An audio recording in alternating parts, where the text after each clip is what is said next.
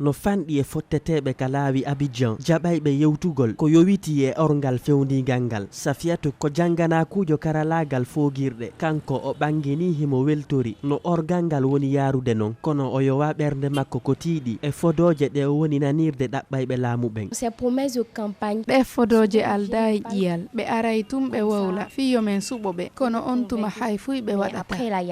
Dendagal ɗaɓɓayɓe laamu ɓen fodi yawtugol lowre hareji jokkodirɗi e duuɓi yawtuɗi e nder leydi Côte d'Ivoire. ɗum hino wallini ɓernde o suka yeeyowo. Tous les candidats ils ont dendagal ɗaɓɓayɓe laamu ɓen fodi liggagol no nantodiral e jogodiral ñiiɓira ka leydi ɗo kono hiɗon andi ha joni ɓattate hare nde hitande 2011 no ka ɓerɗe jama on ɗum ɗon kamɓe dawroyankoɓe ɓen fof hiɓe fotti e ngol ɗon. Tous les candidats sont unanimes là-dessus. Abdraman Bari ko taskotoɗo dawro o holli wonde orgal ngal hikka hino seedi eno wowa warrede non e ndi leydi. ɓe yewtude fi ko ɓe miiji waɗango leydi woni ka fi ndemuruji woni ko fi alaji woni ka fi huwodiral e kawte gollugol fino lendi yaara yeeso ɗum ɗon fof ɓe yewtude. Koye alkamisa arayde orgal fi ardangal leydi ndin huɓata suɓotoɓe ɓen hino newnana yahangol carte maɓɓe wotirɗe ɗen ha janggo kikiɗe adonde ɓe nodditede e suɓo habbago ngon e ACW arayde. Abdoulaziz Diallo, Abidjan, RFI.